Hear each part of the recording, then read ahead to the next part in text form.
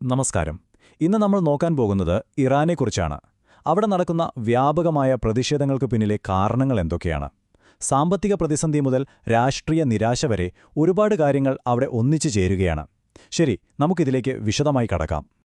ഇറാനിലെ തെരുവുകളിൽ ഇപ്പോൾ അസംതൃപ്തി പുകയുകയാണ്. തുടക്കത്തിൽ ഇത് വിലക്കയറ്റത്തിലും സാധനങ്ങളുടെ കുറവിലുമുള്ള സാധാരണക്കാരുടെ ദേഷ്യമായിരുന്നു.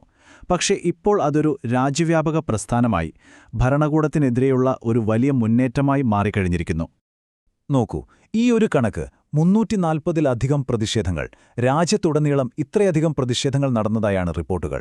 അതായത് ഇത് ഒന്നോ രണ്ടോ നഗരങ്ങളിൽ ഒതുങ്ങുന്നൊരു പ്രശ്നമല്ല, മറിച്ച് ഇറാൻ മൊത്തത്തിൽ പടർന്നു പിടിച്ചൊരു പ്രക്ഷോഭമാണിത്. ഈ പ്രതിഷേധങ്ങൾക്കെല്ലാം ഒരു വലിയ വില കൊടുക്കേണ്ടി വരുന്നുണ്ട്. അതാണ് ഈ കണക്ക് കാണിക്കുന്നത്. ഇതുവരെ 2200-ലധികം ആളുകളാണ് അറസ്റ്റിലായത്. ഇത് ഈ പ്രക്ഷോഭത്തിന്റെ ഗൗരവവും ഭരണകൂടം എത്ര ശക്തമായാണ് ഇതിനെ നേരിടുന്നതെന്നും വ്യക്തമാക്കുന്നു. അപ്പോൾ നമ്മൾ 340-ലധികം പ്രതിഷേധങ്ങൾ കണ്ടു, 2200-ൽ പരം അറസ്റ്റുകളും. പക്ഷേ ഈ കണക്കുകൾക്കൊക്കെ പിന്നിലെ യഥാർത്ഥ വികാരമെന്താണെന്നറിയോ? അതാണ് ഈ വാക്കുകളിലുള്ളത്. ജനങ്ങൾ ശരിക്കും തളർന്നുപോയിരിക്കുന്നു. ഇത് വെറുമൊരു സാമ്പത്തിക ബുദ്ധിമുട്ടല്ല, അതിനപ്പുറം ഒരു ജനതയുടെ കടുത്ത നിരാശയാണിതിൽ കാണാൻ കഴിയുന്നത്. അപ്പോൾ എന്തുകൊണ്ടാണ് ആളുകൾ ഇത്രയധികം തെരുവിലിറങ്ങുന്നത്?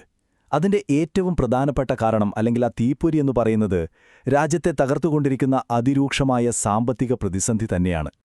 ഈ സംഖ്യ ഒന്ന് ആലോചിച്ചു നോക്കൂ. വെറും ഒരൊറ്റ അമേരിക്കൻ ഡോളർ വാങ്ങണമെങ്കിൽ 14 ലക്ഷം ഇറാനിയൻ റിയാൽ കൊടുക്കണം. ഇതൊരു സാധാരണ വിനിമയ നിരക്കല്ല, അല്ലേ? ഒരു രാജ്യത്തിന്റെ സാമ്പത്തിക വ്യവസ്ഥയുടെ നട്ടെല്ല് ഒടിഞ്ഞതിന്റെ സൂചനയാണിത്. അതിനോടൊപ്പം തന്നെ 40% പണപ്പെരുപ്പം. ഇതിന്റെ അർത്ഥം എന്താണെന്ന് വെച്ചാൽ, സാധാരണക്കാർക്ക് മാംസം, അരി, മുട്ട ഇതുപോലുള്ള അത്യാവശ്യ സാധനങ്ങൾ പോലും വാങ്ങാൻ പറ്റാത്ത അത്രയും വില കുതിച്ചുയർന്നു എന്നുള്ളതാണ്. അപ്പോൾ ഈ സാമ്പത്തിക തകർച്ചയ്ക്ക് ഒരുപാട് കാരണങ്ങളുണ്ട് കേട്ടോ. ഒരു വശത്ത് ഗവൺമെന്റ് ഇന്ധന സബ്സിഡിയൊക്കെ എടുത്തു കളഞ്ഞു, അത് ജനങ്ങളെ നേരിട്ട് ബാധിച്ചു. മറുവശത്ത് അമേരിക്കയും മറ്റ് പാശ്ചാത്യ രാജ്യങ്ങളും വീണ്ടും ഉപരോധങ്ങൾ ഏർപ്പെടുത്തി. അതോടെ ഇറാന് സാധനങ്ങൾ പുറത്തേക്ക് കയറ്റിയയ്ക്കാൻ പറ്റാതെയായി, വിപണികളൊന്നും കിട്ടാതെ. ഇതെല്ലാം കൂടി ഒന്നിച്ചു വന്നപ്പോൾ സാധാരണക്കാർക്ക് ജീവിതം മുന്നോട്ട് കൊണ്ടുപോകാൻ പറ്റാത്ത അവസ്ഥയായി. തുടക്കത്തിൽ വെറുമൊരു സാമ്പത്തിക പ്രശ്നത്തിനെതിരെ തുടങ്ങിയ ഈ പ്രതിഷേധങ്ങൾ എങ്ങനെയാണ് സർക്കാരിനെതിരെയുള്ള ഒരു വലിയ രാഷ്ട്രീയ മുന്നേറ്റമായി മാറിയത്? നമുക്ക് നോക്കാം. ഇതിന്റെ ഒരു ടൈം ലൈൻ നോക്കിയാൽ നമുക്ക് കാര്യങ്ങൾ കുറച്ചുകൂടി വ്യക്തമാകും. തുടക്കം ടെഹ്റാനിലെ ബസാറിൽ നിന്നായിരുന്നു.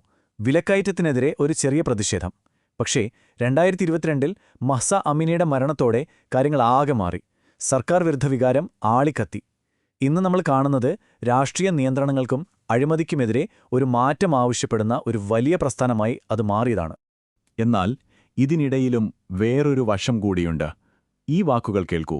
തങ്ങളുടെ സാമ്പത്തിക പ്രശ്നങ്ങൾക്ക് പരിഹാരം വേണം, പക്ഷേ അതേസമയം ഭരണകൂടത്തെ പേടിയുമുണ്ട്. ഞങ്ങൾ വ്യവസ്ഥിതിക്കെതിരല്ല എന്ന് ഉറപ്പിച്ചു പറയാൻ ശ്രമിക്കുന്നൊരു വിഭാഗം ആളുകളും അവിടെയുണ്ട്. ശരി, ഇനി നമുക്ക് മറുവശത്തേക്ക് വരാം. ഭരണകൂടം ഇതിനെയൊക്കെ എങ്ങനെയാണ് കാണുന്നത്? അവർക്കിതിൽ വ്യക്തമായൊരു നിലപാടുണ്ട്. നിയമാനുസൃതമായ പ്രതിഷേധം വേറെ, ലഹള വേറെ. രണ്ടും രണ്ടാണ് എന്നാണ് അവർ പറയുന്നത്. ഇതാണ് അവരുടെ ഔദ്യോഗിക ലൈൻ. പരമോന്നത നേതാവായ ആയത്തുള്ള അലി ഖാമേനി പറയുന്നതിതാണ്: പ്രതിഷേധം ലഹളയിൽ നിന്ന് വ്യത്യസ്തമാണ്. അതായത് ഭരണകൂടത്തിന്റെ കണ്ണിൽ 2 തരം പ്രതിഷേധക്കാരുണ്ട്. ഒന്ന്, സമാധാനപരമായി പ്രതിഷേധിക്കുന്നവർ. അതവരുടെ അവകാശമാണ്, സർക്കാർ അവർക്ക് സുരക്ഷ കൊടുക്കണം. എന്നാൽ മറ്റൊന്ന്, അവർ ലഹളക്കാർ എന്ന് വിളിക്കുന്ന ഒരു വിഭാഗമാണ്. ഇവർ ഇറാന്റെ ശത്രുക്കൾക്ക് വേണ്ടി പ്രവർത്തിക്കുന്നവരാണെന്നാണ് ഭരണകൂടം പറയുന്നത്. ഈ ഒരു വേർതിരിവ് പ്രതിഷേധക്കാരെ ഭിന്നിപ്പിക്കാനും ശക്തമായ നടപടികൾ എടുക്കുന്നത് ന്യായീകരിക്കാനുമാണ് അവർ ഉപയോഗിക്കുന്നത്. അതുകൊണ്ടുതന്നെ ഇറാനിലെ നേതൃത്വത്തിൽ നിന്നുള്ള മുന്നറിയിപ്പ് വളരെ കർശനമാണ്. ലഹളക്കാരെ അവരുടെ സ്ഥാനത്ത് നിർത്തണം.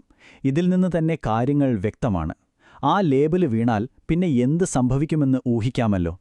ഇനി നമുക്ക് രാജ്യത്തിനകത്തുനിന്ന് പുറത്തേക്ക് വരാം. കാരണം ഇറാൻ നേരിടുന്ന പ്രശ്നങ്ങൾ ഉള്ളിൽ മാത്രമല്ല, പുറത്തുനിന്നും വലിയ സമ്മർദ്ദമുണ്ട്. ഇറാൻ എപ്പോഴും അവരുടെ പ്രാദേശിക സ്വാധീനത്തിൽ ശ്വസിച്ചിരുന്ന ഒരു രാജ്യമാണ്. പക്ഷേ ഇപ്പോൾ അവിടെയും കാര്യങ്ങൾ അത്ര പന്തിയല്ല. അവരുടെ പ്രതിരോധ അച്ചുതണ്ട് എന്ന് വിളിക്കുന്ന സഖ്യകക്ഷികളെ നോക്കൂ. ഗാസയിൽ ഹമാസിന് തിരിച്ചടി കിട്ടി, സിറിയയിൽ അസദ് ഭരണകൂടം വീണു, യമനിലെ ഹൂതികൾക്ക് നേരെ ആക്രമണങ്ങൾ നടക്കുന്നു. ചുരുക്കി പറഞ്ഞാൽ മിഡിൽ ഈസ്റ്റിൽ ഇറാന്റെ സ്വാധീനം കുറഞ്ഞുവരികയാണ്. അവർ കൂടുതൽ ഒറ്റപ്പെടുന്നു. ഏറ്റവും പ്രധാനപ്പെട്ട കാര്യം എന്താണെന്ന് വെച്ചാൽ, റഷ്യയും ചൈനയും പോലുള്ള വലിയ കൂട്ടാളികൾ പോലും ഇറാനെ സഹായിക്കാൻ കാര്യമായി മുന്നോട്ടു വരുന്നില്ല. അതോടെ ലോകവേദിയിൽ ഇറാൻ ശരിക്കും ഒറ്റപ്പെട്ട അവസ്ഥയിലാണ്. അതിനിടയിലാണ് അമേരിക്കയുടെ ഭീഷണി വരുന്നത്. വെറുതെ പറയുന്നൊരു ഭീഷണിയല്ല ഇത്. ഇറാന്റെ സഖ്യകക്ഷിയായ വെനിസ്വേലിയൻ പ്രസിഡന്റിനെ പിടികൂടിയതിനു ശേഷമാണ് അമേരിക്ക ഇത് പറയുന്നത്. ആളുകളെ കൊല്ലാൻ തുടങ്ങിയാൽ കനത്ത തിരിച്ചടി നേരിടേണ്ടി വരും.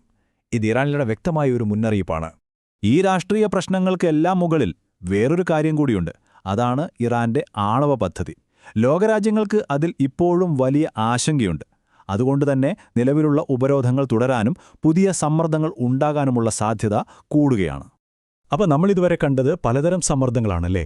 രാജ്യത്തിനകത്ത് ജനങ്ങളുടെ രോഷം, പുറത്ത് അന്താരാഷ്ട്ര ഭീഷണികൾ, എല്ലാം കൂടി ചേർന്നൊരു നിർണായക ഘട്ടത്തിലൂടെയാണ് ഇറാൻ കടന്നുപോകുന്നത്. ഈയൊരു സാഹചര്യത്തിൽ ഇറാനിൽ നിന്ന് തന്നെ വരുന്ന ഈ വാക്കുകൾക്ക് വലിയ പ്രാധാന്യമുണ്ട്.